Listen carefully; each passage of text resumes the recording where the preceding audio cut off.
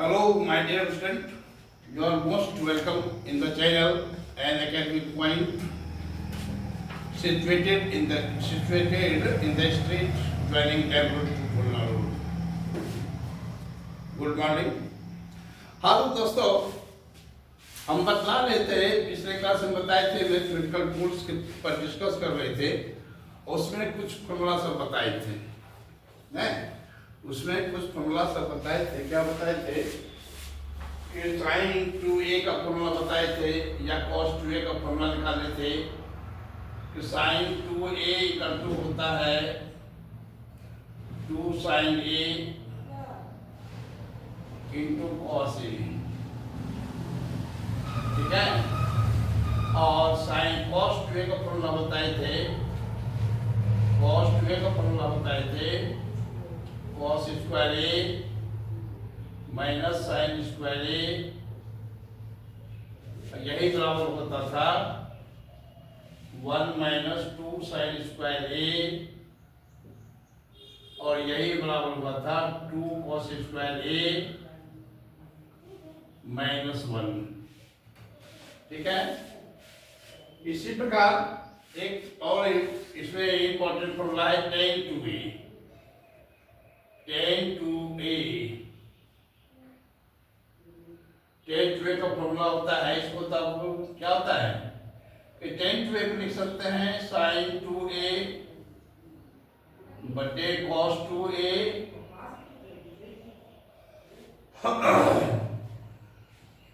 sin 2a का मतलब हो गया 2 sin a into cos a बटे cos square a minus sine square a, यही होता है। इसमें हम क्या करते हैं कि cos a से दोनों इस न्यूमरेटर डिनोमिनेटर, ये हुआ न्यूमरेटर और ये हुआ डिनोमिनेटर, दोनों को डिवाइड करते हैं। तो क्या हो जाएगा? ये हो जाएगा 2 sin a into cos a बटे cos स्क्वायर a से डिवाइड करते हैं, और बटे cos square a minus sine square a। तो ये यहाँ पर cos स्क्वायर कहाँ से आएगा? ये cos a कटेगा, इसका एक पावर कैंसिल हो गया, और बटे यहाँ भी कर देते हैं cos स्क्वायर a, तो ये हो जाएगा 2 sin a बटे cos a, क्या 2 tan a, 2 tan a बटे,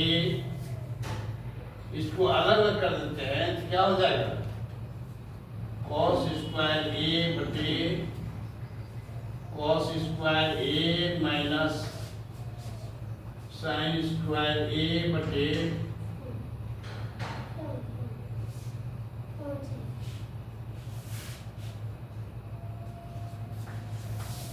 साइन स्क्वायर a बटे cos स्क्वायर a। तो ये हो जाएगा, ये कट के 1 हो जाएगा, ये हो जाएगा 2 tan a बटे 1 माइनस tan स्क्वायर a। ये निकल गया tan 2a का फॉर्मूला, मतलब कि tan 2a का फॉर्मूला हो गया, ये हो गया tan 2a का फॉर्मूला हो गया 2 tan a बटे 1 माइनस tan स्क्वायर a।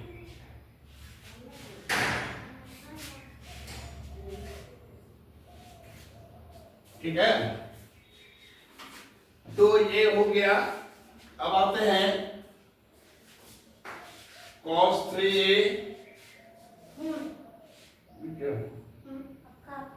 वही तो नहीं आपका फोन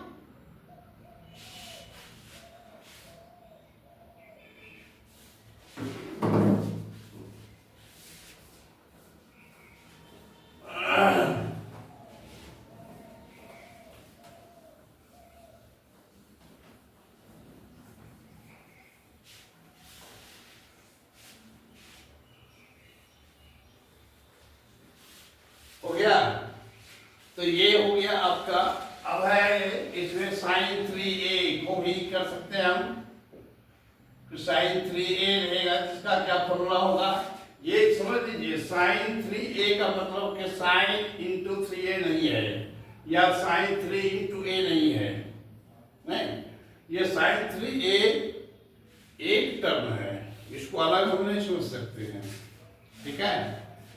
तो साइन 3a को हम क्या लिख सकते हैं, इसको लिख सकते हैं साइन 2a प्लस a, ऐसा कर सकते हैं। तो ये किस फॉर्म में आ गया, साइन a प्लस b के फॉर्म में आ गया। साइन a प्लस b का फॉर्मूला क्या होता है, साइन a मतलब sine 2a into cos b, cos b का मतलब कॉस a, अब plus cos 2a into sine a, ये किस फॉर्मूला में तोड़ दिए, कल जो बताए थे साइन a प्लस b का formula sine a cos b, अब plus cos a sine b। तो इसको साइन 2a को फिर तोड़ देते हैं, ये हो जाएगा 2 sine a into cos a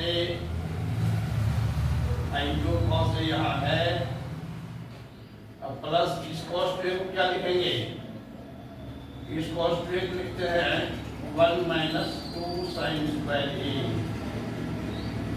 हाँ, इंटू साइन a। अब यहाँ पर 2 साइन a इंटू ये क्या है कॉस स्क्वायर a, इसको तोड़ देंगे 1 माइनस साइन स्क्वायर a में, अब प्लस इसको गुणा कर देंगे तो क्या होगा sine a minus 2 sine square a, sine square a, ठीक है। तो ये हो जाएगा 2 sine a minus 2 sine square a minus 2 sine square a plus sine a minus 2 sine square a।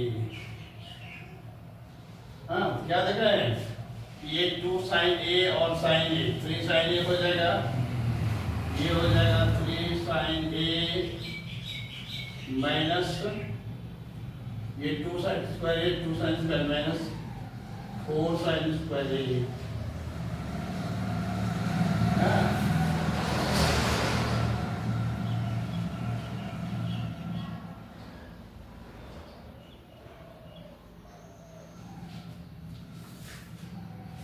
गलती हुआ ना, ये 2 साइन a को साइन स्क्वायर से गुणा करेंगे तो यहाँ पर क्यूब ना होगा, और यहाँ पर भी साइन a को 2 साइन से गुणा करेंगे तो यहाँ पर भी क्यूब होगा, तो ये हो जाएगा क्यूब,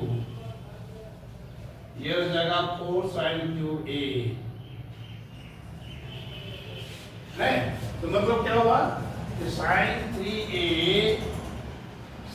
3a का फॉर्मूला हो गया 3 sine a minus 4 sine a, यही फॉर्मूला हुआ साइन 3a का, ठीक है। इसी तरह cos 3a भी ला सकते हैं, cos 3a का भी फॉर्मूला हम ला सकते हैं, नहीं तो cos 3a इसी प्रकार इसको करेंगे क्या हो जाएगा,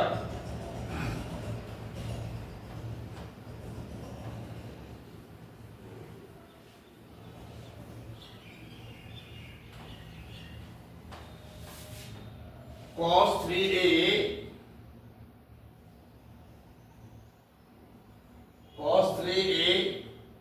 को भी उसी प्रकार लिखेंगे cos 2a प्लस a,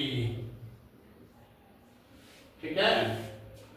तो cos a प्लस b के फॉर्म में आ गया, a प्लस b के फॉर्म में आ गया, तो cos a प्लस b का फॉर्मूला क्या होता है, cos a मतलब cos 2a into cos B मतलब cos A minus sine A मतलब 2a इंटू साइन बी मतलब साइन ए, ठीक है। फिर यहाँ पर cos 2a को तोड़ देंगे cos 2a को तोड़ देंगे क्या होगा 2 cos स्क्वायर a माइनस 1, ये हो गया cos 2a का फॉर्मूला, ये हो गया cos a minus sin 2a का फॉर्मूला क्या होगा 2 sin a into cos a into sin a। ठीक है, इसको इंटू कर देंगे तो क्या हो जाएगा 2 cos cube a minus cos a minus ये 2 sin स्क्वायर हो जाएगा, इसको तोड़ देते हैं 1 माइनस cos स्क्वायर a में इंटू cos a। समझे नहीं कि sin a into sin a, sin square a हो जाएगा और उसको हम तोड़ दिए 1 माइनस cos स्क्वायर a में इंटू ये cos a तो यहाँ है ही। ठीक है, तो ये हो गया, इसको क्या लिखेंगे 2 cos क्यूब a माइनस ये तो cos a हुआ माइनस 2 cos a को 1 से गुणा करेंगे तो हो जाएगा 2 cos a और minus minus plus 2 cos a को इससे गुणा करेंगे क्या हो जाएगा 2 cos क्यूब a। ठीक है, तो 2 cos क्यूब a और 2 cos क्यूब a क्या हो जाएगा 4 cos cube a minus cos a into 2 cos a और 2 cos a 3 cos a। तो यही फॉर्मूला हो गया किसका cos 3a का, cos 3a का फॉर्मूला ये हो गया। ठीक है, cos 3a का फॉर्मूला हो गया 4 cos cube a minus 3 cos a। sin 3a का फॉर्मूला क्या लाए थे, ये पहले 3 sin a minus 4 sin cube a था, नहीं sin वाला में sin ही टर्म रहता है और cos वाला में cos ही रहता है। तो ये हो गया cos 3a का फॉर्मूला। तो फॉर्मूला तो अनलिमिटेड है, उसका कहीं कोई सीमा नहीं है, लेकिन ये सब बेसिक फॉर्मूला है जिसका यूज जनरली रिपीटेड रूप में होते रहता है। अब जो मेन फॉर्मूला है या मेन मैथमेटिकल टूल है जो कि आप लोगों के लिए नया भी है, क्या नया है डिफरेंशिएशन। डिफरेंशिएशन टर्म भी आप लोगों को नया लगता होगा। जो 12 में है या 12 के आगे की क्लास में है उसके लिए डिफरेंशिएशन चूंकि पढ़ चुका है इसलिए उसको नया नहीं लगेगा, लेकिन आप लोग 10 से अभी नया 11 में आए हैं इसलिए नया लगेगा। कौन टर्म डिफरेंशिएशन। डिफरेंशिएशन में होता है मीन्स होता है rate of change of one variable with respect to other variable, मतलब किसी एक वेरिएबल में दूसरे वेरिएबल के सापेक्ष परिवर्तन की दर को क्या कहते हैं डिफरेंशिएशन कहते हैं।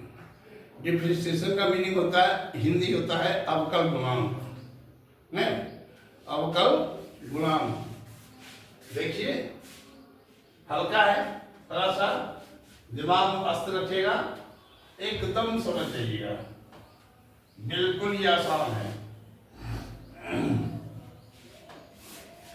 क्या पढ़ाए, क्या बोल रहे थे डिफरेंशिएशन।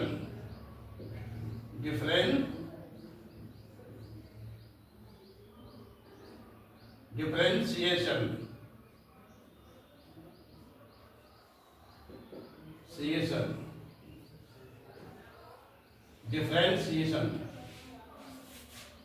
नहीं, इसका मीनिंग होता है अवकल गुणांक। अवकल गुणांक, ठीक है, अवकल गुणांक। तो ये क्या होता है, जैसे मान लीजिए कि अवकल गुणांक का मतलब क्या हुआ, यहाँ पर वेरिएबल तो वेरिएबल मतलब क्या जिसका मान हमेशा बदल सकते हैं। नहीं, जैसे कोई नंबर 1 से लेकर 9 तक का डिजिट जो है वह क्या कांस्टेंट है, उसको वेरिएबल नहीं कर सकते हैं। वेरिएबल को मतलब जैसे एक्स वाई जेड ये सब का यूज करते हैं मैथमेटिकल एक्सप्रेशन में, तो वो सब क्या है, वेरिएबल है। ठीक है, ये सब वेरिएबल है। तो वेरिएबल क्या करूं?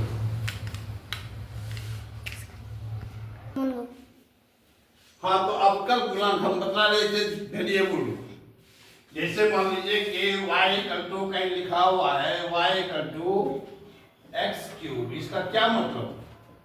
इसका मतलब ये y भी वेरिएबल है, x भी वेरिएबल है, लेकिन y x पर डिपेंड कर रहा है। x का मान चेंज करेंगे तो y का भी मान चेंज होगा, इसलिए y क्या हो गया, डिपेंडेंट वेरिएबल हो गया। y को क्या कहेंगे, डिपेंडेंट वेरिएबल। लेकिन x क्या होगा, इंडिपेंडेंट वेरिएबल। क्या किसी पर निर्भर नहीं करता है, बल्कि इसमें इसका मान हम अपने मन से कुछ भी पुट करते हैं, इसलिए ये x हुआ इंडिपेंडेंट वेरिएबल, y हो गया डिपेंडेंट वेरिएबल। ठीक है, और x को चेंज करने से y में भी चेंजिंग होगा। तो x में चेंज होने से y में जो चेंज का रेट होगा, y में जो परिवर्तन का दर होगा, उसी को कहते हैं डिफरेंशिएशन, अवकल गुणांक।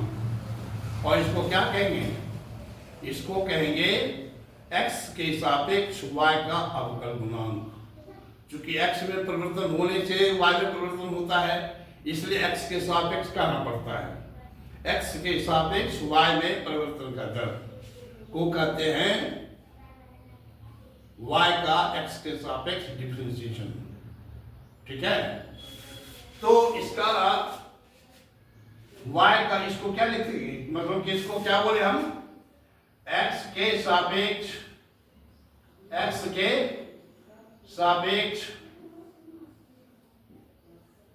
y में परिवर्तन की दर, y में परिवर्तन की दर, परिवर्तन की दर, ये हुआ। इसको क्या लिखेंगे कि चेंज इन y, ये d का मतलब क्या हुआ, d का मतलब हुआ चेंज इन, d लगा देते वो मतलब था डिफरेंस, डिफरेंस मतलब चेंज। तो पहले y का मान 5 था, अब y का मान 6 हो गया, तो क्या चेंज हुआ, तो 1 चेंज हुआ, 6 माइनस 5 नहीं, तो वही हुआ dy, हुआ dy, dy बटे dx, dx भी x में चेंज है, dy भी y में चेंज है, से उस पंक्ति का चेंज बन जाता है। जैसे y में d लगा हुआ है तो y में चेंज, x में d लगा हुआ है x में चेंज नहीं, तो dy बटे dx मतलब y में परिवर्तन का दर बटे x में परिवर्तन को इसको कहते हैं y में परिवर्तन की, x के सापेक्ष y में परिवर्तन का दर, differentiation of y with respect to x, differentiation of y with respect to x। समझ बात, यहाँ क्या लिखेंगे, d ऑफ y बटे y का मान क्या है, d ऑफ x क्यूब बटे dx। ठीक है, इसका फॉर्मूला होता है, जैसे मान लीजिए कि यहाँ पर क्या मान ले, यहाँ पर 3 नंबर की कोई पावर है n, तो यहाँ पर n हो जाएगा। ये एक फॉर्मूला हो गया कि अगर y equal to x to the power n हो तो dy बटे dx जो होगा वह क्या होगा, वह होगा जो पावर है, यहाँ देखिए यहाँ क्या x है, dx है, यहाँ क्या है, यहाँ भी x है, लेकिन यहाँ पर ये जो पावर है n उसका डिफरेंशिएशन निकल जाएगा, मतलब कि n आगे चला आएगा, n आगे कर देते हैं और x पर पावर जितना है उसमें से घटा देते हैं, x पर पावर जितना है उतना उसमें से 1 घटा देते हैं। जैसे एग्जाम्पल के तौर पर कहते हैं कि y इक्वल टू, एग्जाम्पल के तौर पर कहते हैं कि y इक्वल टू x4 है, कहेगा इसका डिफरेंशिएशन निकालें। क्या कहेंगे कि dy बटे dx इक्वल टू हो जाएगा d of x to the power 4 बटे dx। ठीक है, और ये पावर यहाँ पर n का मतलब क्या है, यहाँ n क्या मतलब क्या है, 4 है, तो 4 क्या हो जाएगा, आगे चल लिख देंगे और 4 में से 1 घटा देंगे, 4 में से 1 घटा देंगे, 3 हो जाएगा। तो ये इसका डिफरेंशिएशन हो गया 4x3, इसका डिफरेंशिएशन हो गया 4x3। ठीक है, मतलब क्या समझे कि जो यहाँ पावर का जो बेस है, पावर का जो बेस है वही यहाँ रहे, तब ये पावर का जो बेस है वही यहाँ रहे, यहाँ n का बेस क्या है, x है, वही x यहाँ है, तब ये फॉर्मूला लागू होगा। कौन फॉर्मूला, n आगे कर देंगे और x के पावर में से 1 घटा देंगे। ठीक है, समझ बात को, इसी बात को ध्यान रखना है, केवल इसी बात को ध्यान रखना है कि पावर का जो बेस है, अगर उसी बेस के रिस्पेक्ट में हम डिफरेंशिएट कर रहे हैं तब ये फॉर्मूला लागू होगा n इंटू एक्स पर पावर n माइनस 1। ठीक है, वही बात यहाँ भी है, ये 4 का बेस क्या है, x है, और यहाँ पर x के सापेक्ष में ही डिफरेंशिएशन कर रहे हैं, इसलिए जब फॉर्मूला लागू हो गया, 4 आगे कर दिए, 4 में से 1 घटा दिए पावर में, तो हो गया 4x3। ठीक है, और भी समझिए, और भी समझिए कि जैसे मान लीजिए, तो ये फॉर्मूला समझ गए, क्या फॉर्मूला समझे कि कहीं पर लिखा हुआ है, कहीं पर लिखा हुआ है y equal to x to the power n, इसका डिफरेंशिएशन होगा dy बटे dx का फॉर्मूला हो गया n इंटू एक्स पर पावर n माइनस 1 नहीं, और इसी फॉर्मूला पर यहाँ पर हम क्या किए, y equal to X to the power 4 का डिफरेंशिएशन निकाले नहीं, dy बटे dx बराबर d of x to the power 4 बटे dx, और कहिएगा ये क्या हो गया, d हट क्यों, d लगा हुआ है तब ये फॉर्मूला लगता है, तब ये फॉर्मूला लगता है। ठीक है, तो यहाँ पर भी क्या हो गया कि 4 पावर जो है वह आगे चला आया, पावर में से 1 घट गया, 4x3 इसका डिफरेंशिएशन हो गया, 4x3 इसका डिफरेंशिएशन हो गया। अगर दूसरा है, मान लीजिए कि y इक्वल टू 7x3 है, 7x3 है, तो इसका डिफरेंशिएशन क्या होगा, इसका भी वही होगा। इसमें थोड़ा सा याद रखना है कि कांस्टेंट, ये 7 यहाँ पर क्या हो गया, कांस्टेंट है, डिजिट है। ठीक है, तो डिजिट जो का क्यों बोला जाता है, डिजिट में कोई चेंजिंग नहीं, जब डिजिट जब इनटू के रूप में रहे, कोफिशिएंट के रूप में रहे, ये 7 यहाँ पर कोफिशिएंट के रूप में है, इसलिए 7 में कोई चेंजिंग नहीं होगा। इसका मतलब क्या हो जाएगा, ये हो जाएगा dy बटे dx इक्वल टू हो जाएगा d ऑफ 7x3 बटे dx। क्या, तो इस फॉर्मूला तो यही फॉर्मूला लागू हो जाएगा, लेकिन 7 जो का त्यों आ जाएगा, 7 को छोड़ देंगे और ये पावर आगे चला आएगा, तो 7 इंटू 3 हो गया, और पावर में 1 घट जाएगा, 3 माइनस 1 2 हो गया, तो इसका डिफरेंशिएशन हो गया dy बटे dx इक्वल टू हो गया 21x²। ठीक है, अगर कहीं जैसा ही लिखा हुआ है इसका डिफरेंशिएशन 21x² होगा। ठीक है, और आगे इस डिफरेंशिएशन में बताएंगे, नेक्स्ट क्लास में बताएंगे।